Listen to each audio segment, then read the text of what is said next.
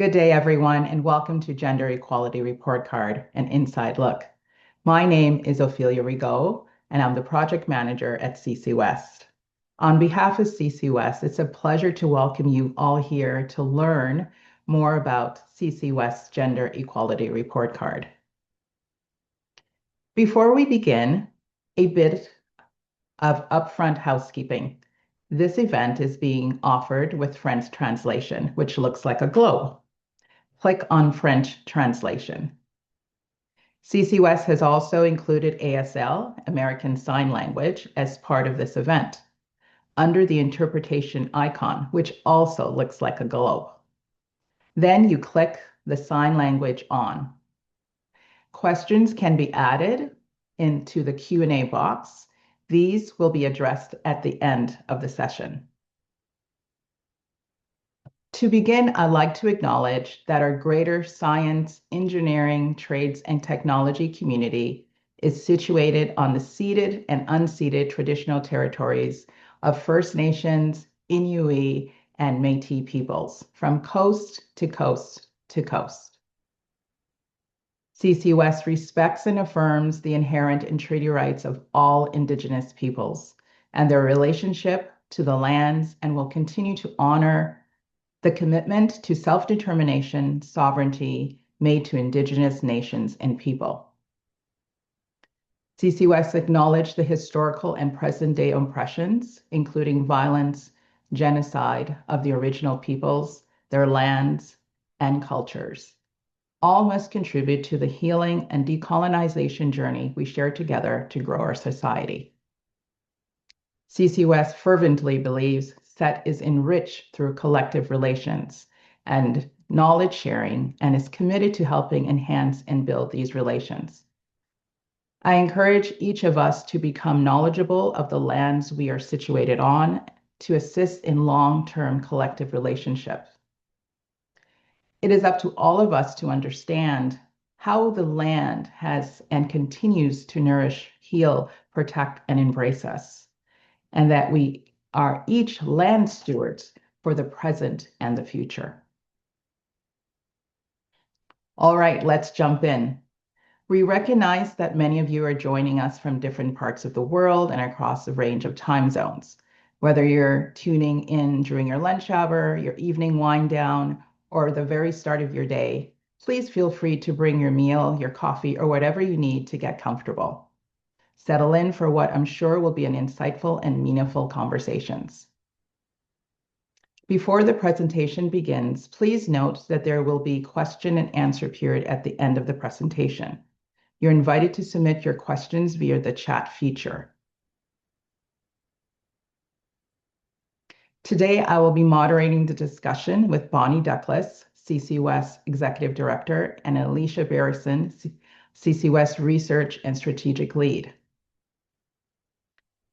Bonnie has 20 years of experience as an engineer and leader in food manufacturing, developed her passion for solving problems, transforming the workplace, and advocating for women in the sector. She is proud to be using her skills to support the work of accelerating change for gender equity in science, engineering, trades, and technology at CCWESTT. Bonnie is a project management professional, has a Bachelor of Science in Biological Food Engineering, and knows a lot about making ice cream. Alicia is a Canadian certified inclusion professional with a master's in human geography. For over a decade, Alicia has supported corporations and non-for-profits on topics of corporate culture, equity, diversity and inclusion, system change, and social innovation. She pairs this knowledge with 15 years of experience as an exploration geoscientist. In 2022, Alicia was awarded a fellowship from Geosciences Canada for her noteworthy service to the geoscience profession. And in 2019, she was awarded a Stars of Alberta Award by the Alberta government for her advocacy and volunteerism for STEM initiatives. So what are you going to learn today? What we will cover? We will talk about what is systemic change, what is the gender Quality Report Card and why it's important now. We would look at the three themes of the report card. We would also look at how to navigate in the themes, provide a few key findings, and look at what's next steps that can happen. As mentioned, at the end of the session, we'll have a Q&A. So let's dive in. So Bonnie, I'm going to start with you to kick things off. Can you explain to our listeners who CCUS is, and please speak to the CCUS Systemic Change Project Theory of Change? Absolutely. Thanks, Ophelia, for that wonderful welcome, and welcome everyone to our session today. So I'll tell you a little bit about CCWESTT. Founded in 1992, the Canadian Coalition of Women in Engineering, Science, Trades, and Technology, I know it's long, so we call it CCWESTT, is a national voice for gender equality in those fields of science, engineering, trades, and technology. The coalition is made up of organizations and individuals who are working towards a common goal of seeing a Canadian society with gender equity, diversity, and inclusion at every level of training and career in those fields. Our advocacy reflects the voices of women and gender diverse SETT students, professionals, and allies across many and all intersections. We work together towards equitable SETT ecosystems where everyone can learn, contribute, and thrive. So to tell you a little bit more about our systemic change work and our theory of change that you see on the slide here. This theory of change came about as our team at CCWESTT was working and writing on our gap analysis report a few years ago. And this has really inspired and informed our approach to systemic change, as we feel deeply that it is truly systemic change that needs to happen in order to really achieve that vision that we're working towards. And we look at this theory of change in three ways. It's a scaling diagram to help inform how we work, where we focus our efforts.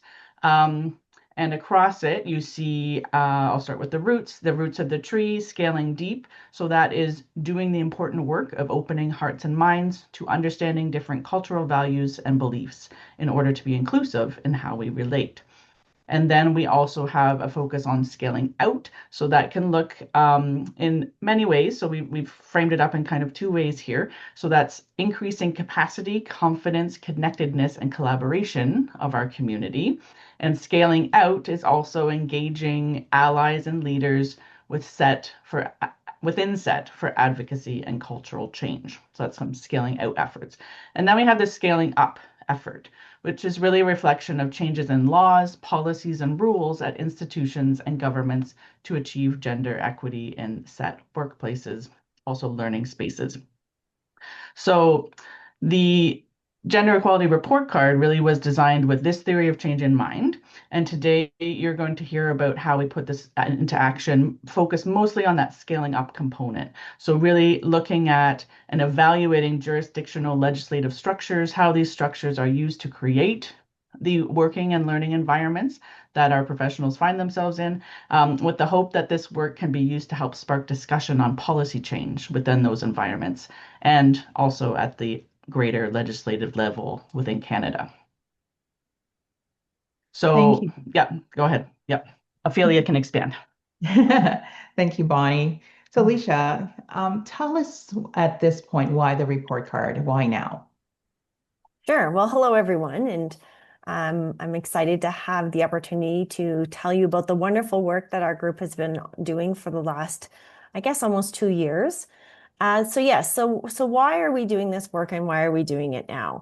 So as mentioned before, Bonnie mentioned our gap analysis report that we wrote a couple of years ago. And when we did the research in that report, we found that despite efforts towards agreed upon sustainable development goals, Canada was not going to reach their goal of equality by 2030. And meanwhile, Canada has been backsliding in its international rankings. There was a time actually in 1995 when we ranked first for gender equality, but now we've backslid down into maybe about the 30s.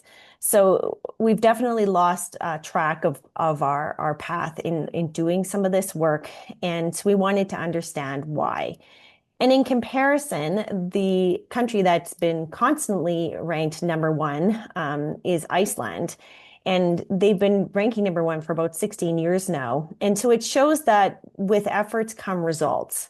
Now, I'm sure folks will say, well, Canada is a much larger country, population, geographically, and that is true. So when we were looking at this, we were thinking, well, but if we break Canada up into our 14 jurisdictions of our federal government, but also our different provinces and territories, what if each of those jurisdictions participated in the effort? Then if everyone participated and worked in their area and jurisdiction, we could increase and more as a country as a whole. So we thought the ranking would improve if everyone could pitch in and do their efforts. So as for what we were going to look at, there was a report by UN Women in 2024 that identified that there was 3 big impediments towards improvements. And this was lack of or inadequacy of legislation, lack of or inadequacy of public policy, and a lack of implementation. So with all of this in mind, our report card research included evaluating the legislative frameworks of Canada's 14 different jurisdictions, and we used Iceland actually as a comparable. So the report card that we're going to show you today, as well as the supplemental reports that we use to inform the report card, investigated the implementation of legislation and whether there is current strategic planning for gender equality across Canada. So this is really what we want to show you all today is this is what sparked the idea for it, and now we're excited to show you what we came up with. Thanks, Alicia. So now that we know a little bit about why we are doing it, Bonnie, can you tell us why do we need this to work now? Yeah, so I want to expand a little bit on the intro that Alicia was framing, because through this report card initiative, we're really striving to change the narrative around how we're talking about gender equality in Canada. So with Canada, as Alicia had said, being historically a leader in gender equality, there's a common perceptive and a perception in Canada that and about Canada that a woman or a gender diverse person can do anything, pursue any course of study or a career without barrier. But the reality is quite different from that perception. And that's really what we sought to show with the gender equality report card, to really show with facts and data that gender equality doesn't exist in Canada, and in particular in the fields of science, engineering, trades, and technology. And as you see, as we explore the report card, it goes even deeper than that kind of top level facts and data, and really able to show best practices and opportunities that specifically exist across the country of Canada.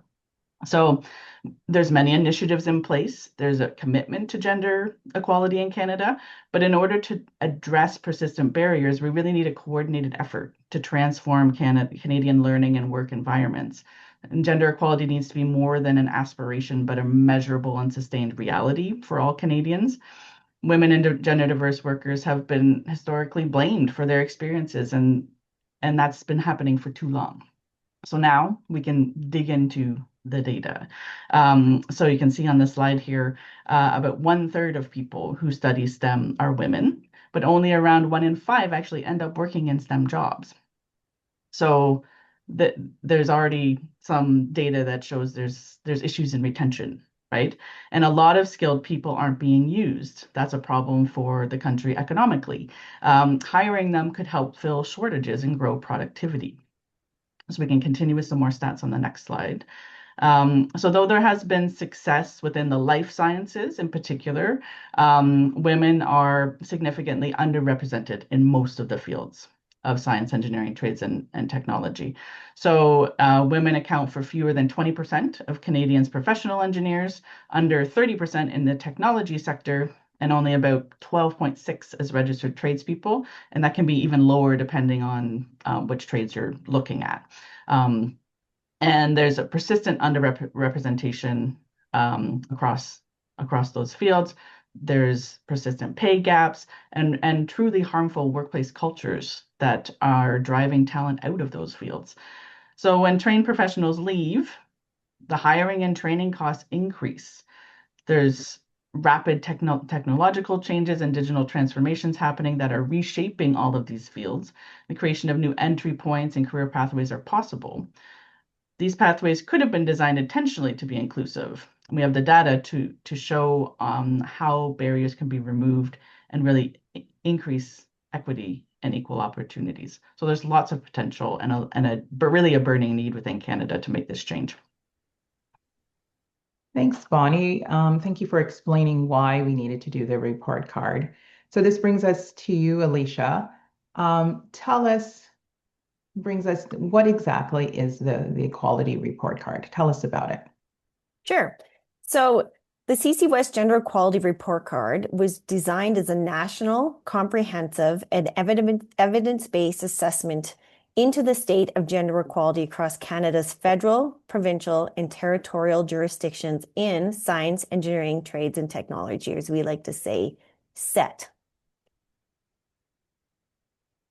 So drawing on 18 participatory research studies and an internal Canada-Iceland comparison, the report card evaluates policy environments, structural barriers, and outlines practical pathways towards systemic change. So we designed this through a policy audit approach, and after gathering the research, we broke everything up into 3 themes. And so the report card can be found across these 3 themes, and it's pathways towards equality, SETT recruitment, and SETT retention.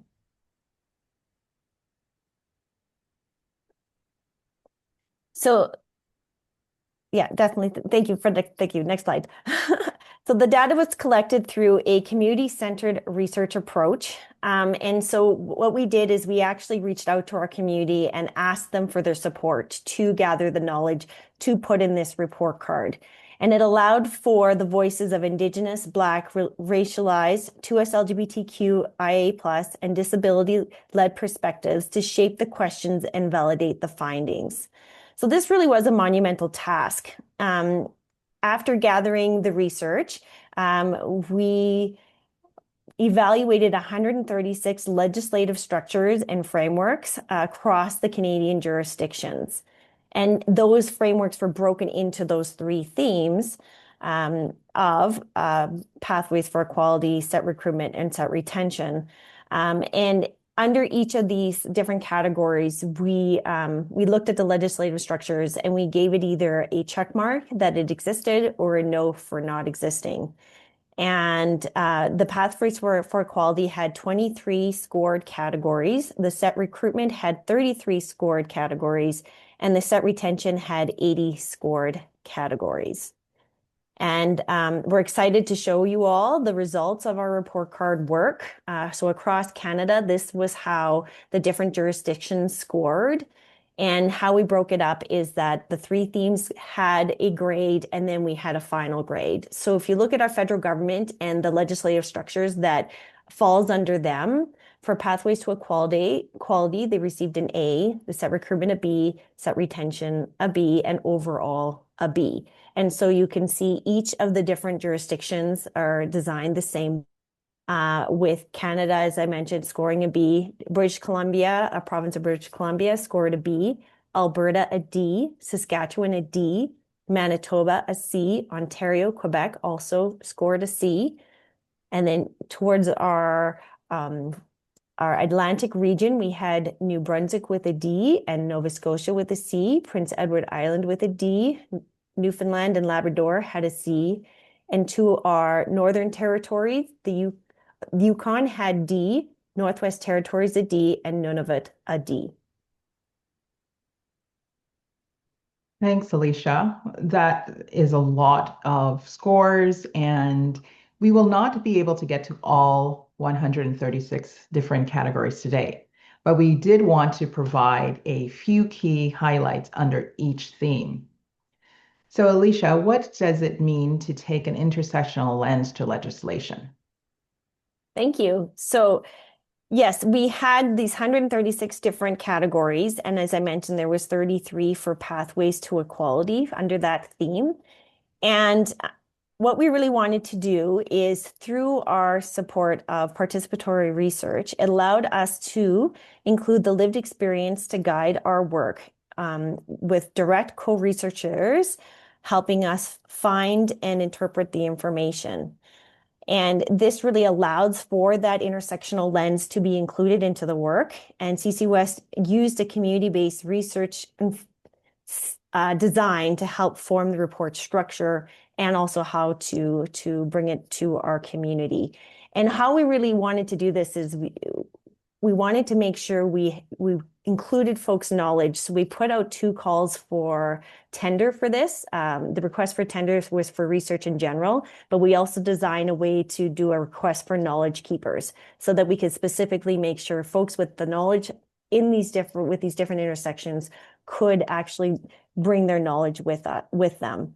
So the legislative structures evaluated included our human rights legislation here in Canada, and if any jurisdictions had gender equality and or equal representation legislation. We looked at what the jurisdictions were doing for anti-racism and multiculturalism acts, as well as accessibility acts and legislation. And we also worked with an Indigenous researcher to evaluate Canada's journey towards reconciliation.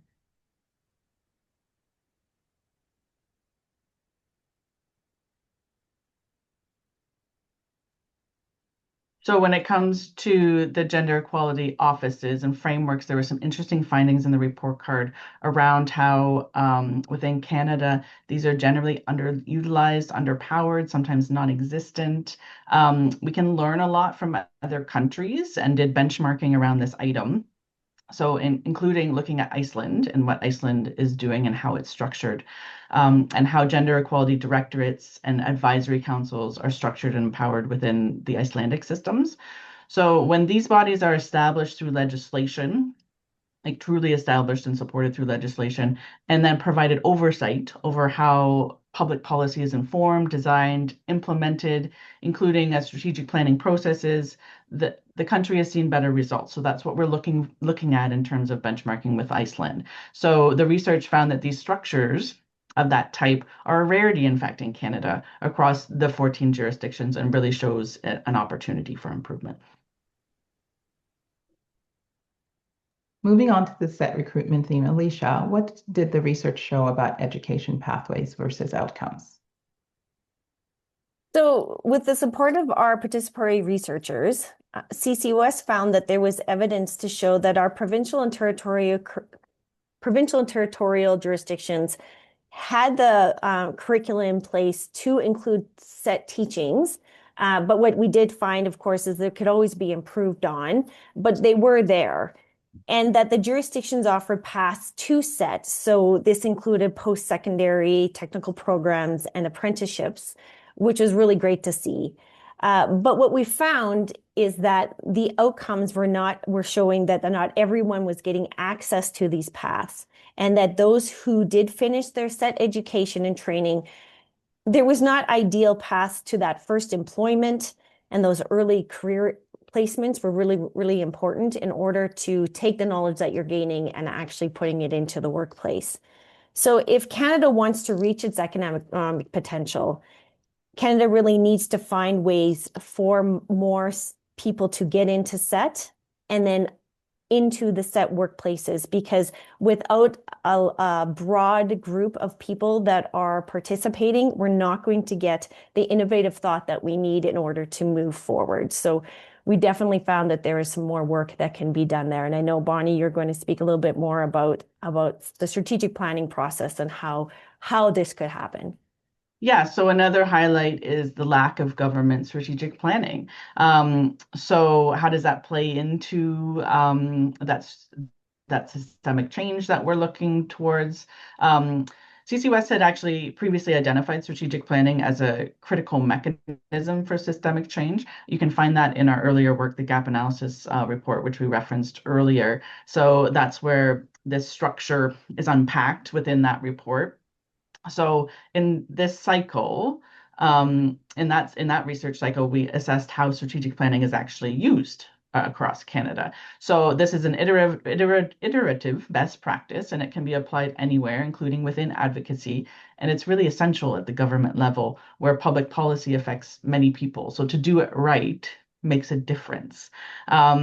So this robust strategic planning process follows 7 core steps that are outlined here. So the first step is the stakeholder consultation. So before planning begins, to ensure policies are informed by those most effective. It sounds obvious, but in practice, when we look at the ecosystem across Canada regarding public policy, this isn't done as publicly or as strategically as it needs to be in a lot of cases. Step two is a strategic plan that serves as a long-term blueprint. So identifying priority objectives and structural barriers. So what is the plan? Lay it out so that it can be properly implemented. Action plan would then come next that translate the strategy into concrete steps. And you need, of course, an associated budget plan that aligns the financial commitment with the stated goals. So not just a plan, but how are you then financing this plan in order to get the work done? And then an implementation plan to I got to say that word, operationalize commitments to bring it to the next level of like doing the work. Communications plans to ensure that transparency, public accountability, really important at the government level to ensure that the implementation of this plan, the action plans, the commitment to the budget is all being communicated in a transparent way. And then evaluation to assess the effectiveness of that, of all the plans, and then to inform the next planning cycle. And of course, it's iterative and go through steps 1 through 7 again. So we've found that some countries demonstrate this as a very strong practice. So again, to do a little bit of international benchmarking, Iceland legislates strategic planning through its Planning Act. So using a 15-year strategic plans supported by 3 5-year action plans. So that's a best practice that we look towards. In STEM, specifically, the Australian government has implemented a national strategic plan supported by a 10-year national action plan focused on increasing the participation of girls and women in STEM. In contrast, when we look at this best practice cycle, we actually didn't find a country as with a comparably robust gender responsive strategic planning framework for women and gender diverse people in the skilled trades, specifically across the globe.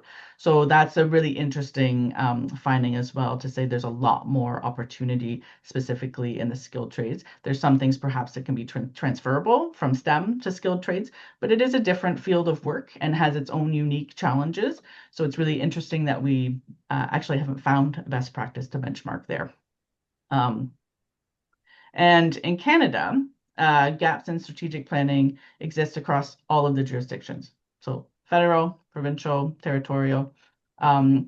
There's gaps to show we could be doing better. And there's a couple examples that I'd like to highlight on that process. So at the federal level, and I'll reference back to the report card. We did get a B at the federal level on the report card, which shows there are some things in place, and it shows there is some work happening. And across Canada, there continues to be a level of investment in working on gender equality. Arguably not enough, but there is investment happening. But it seems when you think about the strategic planning process, it's somewhat uncoordinated.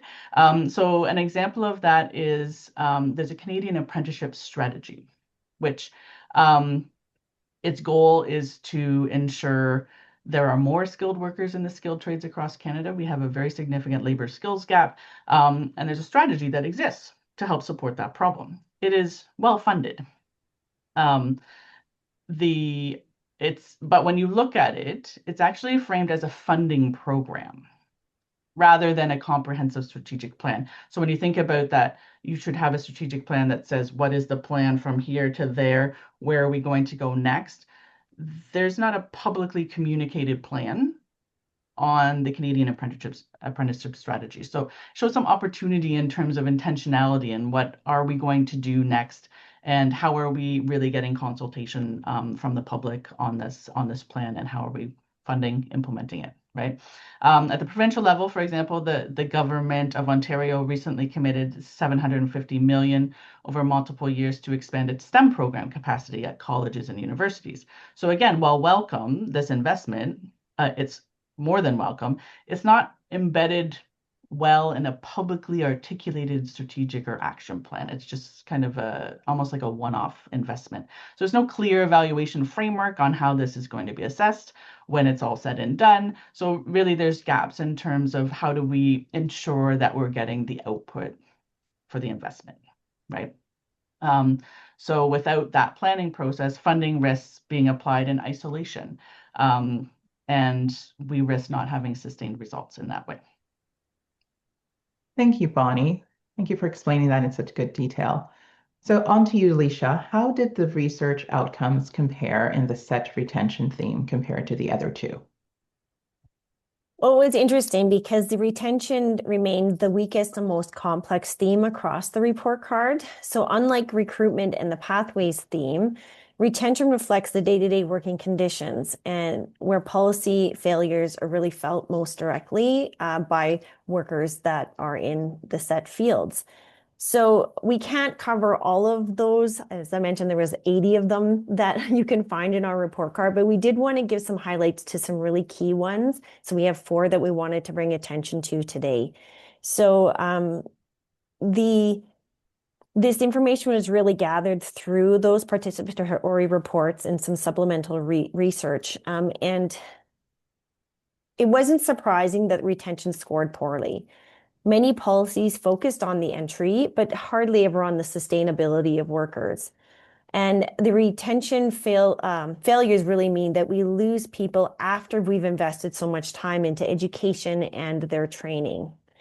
So a major retention issue identified was precarious work. So when we're talking about precarious work, this could include the misclassification of workers. So we were finding that across Canada, that there were times when organizations were describing people as independent contractors, for example, and not employees. And when this happens, there's really a lack of access to benefits such as sick leave, parental leave, employment insurance protections.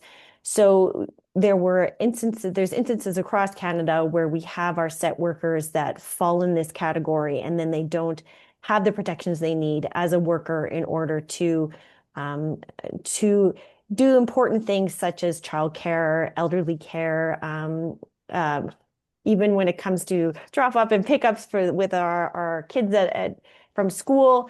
If we don't have the protections as an employee, if we don't have the sick leaves and whatnot, it's really hard to navigate as workers in those situations. And we really found that there is a disproportionately affects women, of course, but what we found was immigrant women, for example, those who have come to Canada with skill sets, they were really ones that were being affected, being put into these non-employee spots, precarious work versus Canadian-born or Canadian educated workers. And it's really a loss for us as a country, as regions, that people are coming to our country with these skill sets and we're not putting them to work. So that is definitely something that we found disproportionately affecting workers in this misclassification of work. But also early career workers, we were finding weren't necessarily getting an opportunity to be put into more stable work, and their work was often precarious. And this really can be affected within the trades and the technical occupations, but also any SETT backgrounds, this can happen. And when workers lack basic protection, retention becomes structurally impossible. So it's not a matter of individual choice. There are real structures here that are preventing this from being successful. So precarious work is one that we always try to champion and bring attention to. Another one is care structures. I've mentioned this a little bit already, but there's central retention issues here. This is not a social add-on. This is something that as a society we really need to pay more attention to. I know often we say that we think of infrastructure as highways, but care structures are just as much an infrastructure and a public good that can really help workers.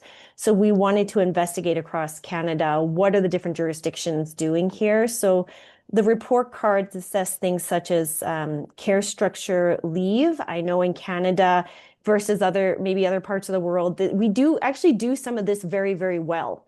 And so we don't just want to talk about where things aren't going well. We know that there's some spots that are going well.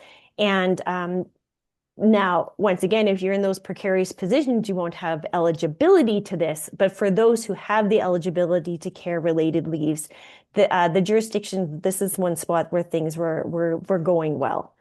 When it came to parental leave, medical leave for maybe an ill family member, caregiving leave for our elderly family members and friends in society. So that was something that looked quite good. But there's other things that we could still do better. There's been efforts in the last few years with the federal government and those different provincial territorial jurisdictions to create these bilateral childcare agreements. If you look at our report card, you will see that our province of Quebec is actually quite strong in this. And so the other jurisdictions, our federal government has been working with them to try to create similar structures.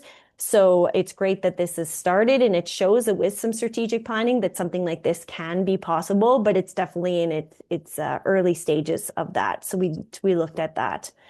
One interesting thing that we didn't actually realize was a term or something that existed until we worked with one of our researchers was the concept of childcare deserts. And so this is defined in areas where there's more than 3 children per licensed childcare space.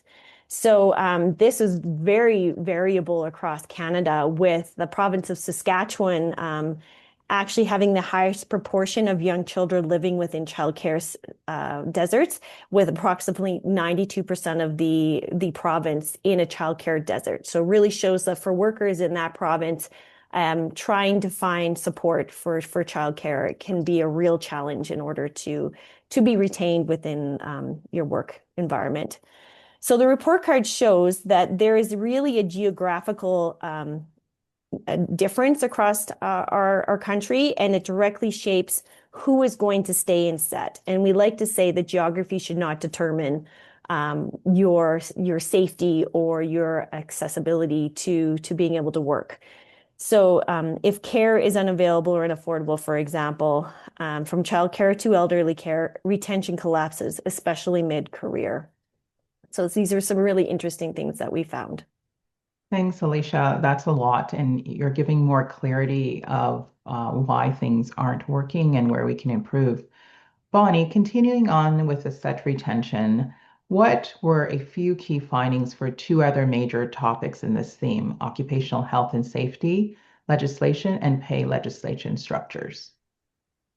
Absolutely. So occupational health and safety is really a core retention issue. Some may consider it a safety compliance matter, but folks are leaving workplaces because they don't feel safe in various ways. And the report card importantly examined occupational health and safety through a gender responsive lens. So looking at things like physical safety with a gender lens, psychological safety, dignity, and basic infrastructure. And some of the key findings were many jurisdictions in Canada do not explicitly address gender-based or psychological safety within their policies, their public policies and legislation. And additionally, protections against harassment and violence are inconsistent, sometimes weak in some jurisdictions. And basic workplace infrastructure, including access to appropriate bathrooms, remains uneven or excluded entirely in some sectors. So sometimes not even addressed, which is quite concerning considering how we feel we've come a long way in giving access to jobs for women and gender diverse people, but even bathrooms are still an issue. And not properly reflected within legislation across jurisdictions. So really the result of all of this is it can create unsafe or undignified workplaces. And these really do push people out, regardless of recruitment success. And these situations can be, and you can see that in all the detail in the report card, but they can be exasperated in remote working conditions, which can be quite common in Canada if you're working on site or you're working in the north. in all sorts of different fields within science, engineering, trades, and technology. Um, the lack of this this legislative infrastructure really does create unsafe conditions for everyone. And the second area to explore more in depth is pay legislation. So pay equity and pay transparency really are foundational to retention.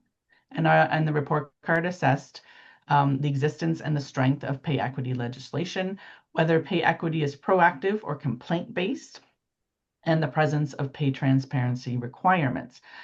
And some of the key findings were that jurisdictions with proactive pay equity frameworks perform better on retention. And complaint-based systems place the burden on workers and discourage retention. So if someone is in a situation where they feel they need to complain that they're not being provided pay equity, it actually puts the onus on the worker. They have to put themselves out there. Sometimes they're not supported. Sometimes they have to fight like legally for their rights in that space. It's really unbalancing the burden of work, whereas a proactive complaint system puts the onus on the employer to ensure they're creating the pay equitable conditions. And the lack of transparency hides inequity and limits accountability. So the bottom line with pay equity really is when pay systems are opaque or inequitable, the workers leave dissatisfied, looking for something else somewhere else. Not because they lack commitment and not even because they don't like the work, but because the system signals that they're undervalued. So the final thoughts on the retention highlights really is where policy intent meets lived experience is what we're looking at with SETT retention. And the report card really shows that recruitment without retention is wasted effort, and that funding without systems change doesn't deliver results. So if Canada is serious about equity in SETT, then retention really must be treated as a policy outcome and not an afterthought. Thank you for that. And this leads us to, let's see what the report card looks like. We're going to show you a live demo.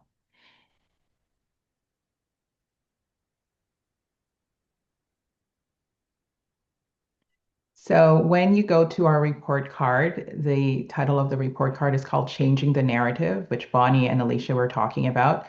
And this is our landing page, Gender Equality in SETT. And when you land here, if you hover over the map, you will see, like, for instance, it changes color, right? And if you, for instance, you're right there and you stay on that province, you will get to see the grade of that province. And let's pick a province. Let's go to Ontario. And, and if you click right on the province itself, it will bring you to that province's key insights. And you will see the grade on the left, which Ontario got a C. And then we have a description of the key insights. And right at the bottom, you can download the full report card, and then you can return to the map. And here we have some icons and pictures telling you a little bit more about what specifically was highlighted in this province. And underneath is the suggested next steps. So if we go back to the main page, our home page, to the main map,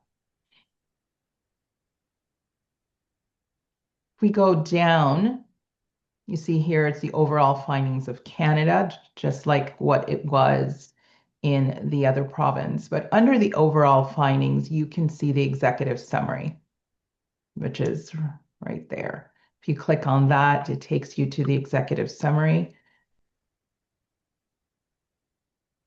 And that is really just summarizing the entire report card.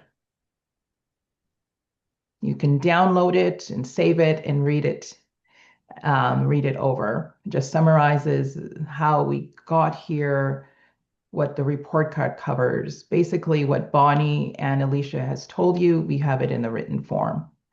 So we can go back to the main page. If you continue to go down, we can view all of the report cards. So as Alicia mentioned, we had various researchers here who contributed. Yeah, I can speak a little bit to this page here, Ophelia. Okay, great. Yeah, we were really excited to get an opportunity to work with, I believe we had 12 different research groups that helped us gather the data to put this report card together. And so here you can find where all of the background research is. We mentioned the executive summary. It's a really great way to have a great overview of it, and it shows our categories and our scoring systems. But if you want to know how we got those scores and more depth into the different categories, the very first report here, honestly, we need this to work, changing the narrative, gender equality, and SETT, is the full comprehensive report. But under that, we have our researcher, Lorraine Hewlett, who did that comparison to Iceland. So then we are looking at the different legislative structures versus how Iceland is tackling some of the same topics. And then our independent research reports, we have everything from an Indigenous lens to looking at it from the immigrant perspective, from the 2S LGBTQIA+ perspective. We're looking at the different legislative structures when it comes to recruitment, education pathways, to different ways that the government has tackled things, such as our Employment Equity Act here we have in Canada. So there's definitely some rabbit holes that we can go into. We know that we have our constituents that support us are very much research driven. So we wanted to allow them to have definitely many different ways to look into this in some depth. And so you can look at things from an upper level all the way down into the depth of the research. Thanks, Alicia, for explaining that. So as Alicia said, you go to our website and you go to the report card and you can learn more about it. So now we want to share, if we go to the next slide, we have launched a marketing campaign to help get the word out, because part of this project was increasing the conversation about gender equality. We hope that you have seen a few of our ads in our socials, and this is included in our CCWESTT campaign video. So we want to share that with you now.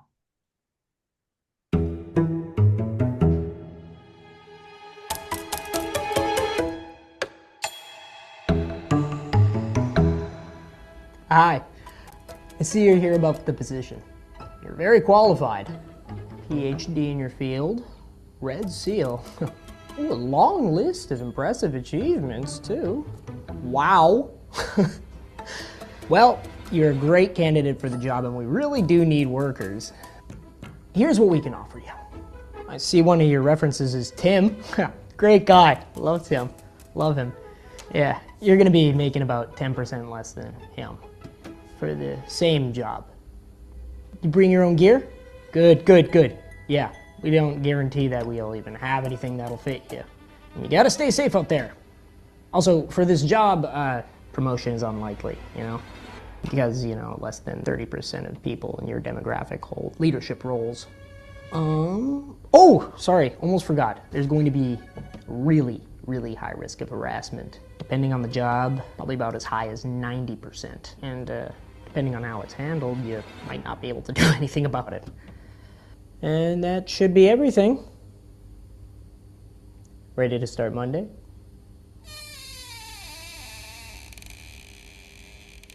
Honestly, we need this to work. Women and gender diverse people work in SETT. The system doesn't. Find out how we can build a system that works for everyone at ccwest.org/reportcard. So Calgary, Alberta, May 23rd to 26th. We are unpacking the report card even more. We're doing some workshops around systemic change, particularly on the Monday, which is the 25th. really focusing on the scaling up work on a full day, and that's really, we structured the whole conference around the scaling effort. So scaling out is celebrating all the efforts of our community, and it's really a community-led program with a number of organizations sharing what they're doing in this work and how we can collaborate together, really exploring how we can collaborate for collective action and move things forward, and engaging with industry, leaders, decision makers, including men as leaders and as allies, all coming together to unpack and talk about these issues. So if you can join us, please think about Yes, that. and we're very much including male allyship as part of this. We recognize that men need to be part of this work. So it is really about including them in the conversation. Please know that when we do this work, that is always part of it, right? Like, we are bringing the knowledge, we are bringing the barriers, we are bringing the solutions, but none of that happens without a full societal look at doing this. So if we click on to the conference link, you can see how you can register for our conference. It's going to be, I'm in Calgary, Alberta, you're all coming to me. So Calgary is where we'll host the conference this year. We move the conference every 2 years, and these are exactly the conversations that we have at these conferences, looking at the barriers, but also the solutions. We definitely want to make sure that we do both sides of that, and learning how we can make change. So part of systems change is learning the process of how change can happen. And after 30 years of not seeing the level of change that we want to see, we're definitely trying to be more proactive in how we are tackling this topic. And this conference is a wonderful time for folks to bring their best practices to teach us how they're doing the change, and so we can learn from each other. I don't think there's many conferences like this where advocates get together and actually teach each other what they're doing, and it's a really great time for collaboration. So thank you all for your intention and your really thought-provoking questions. We really appreciate it. And I want to give a special thank you to Alicia and Bonnie for generously sharing your experiences with us and answering all the questions. This will help to inspire the next generation and making a better space for them. It's an ongoing contribution to equity in STEM, and we acknowledge and thank you for doing this very hard work. But remember, it takes all of us to make this vibrant and supportive community a welcoming place where women in SETT can be seen, heard, and thrive. Following this afternoon, we will share the recording with everyone who has registered. Please feel free to pass this along to your networks, colleagues, family, and friends to give them a sense of what it means to be part of Canada's leading network for advancing the roles of women in SETT. As Bonnie and Alicia talked about, our registration for our conference for 2026 is now open, and this can be found on our website at CCWESTT.org. We thank you for your time, your intention, and coming to us today. We really appreciate you. We wish you all the best.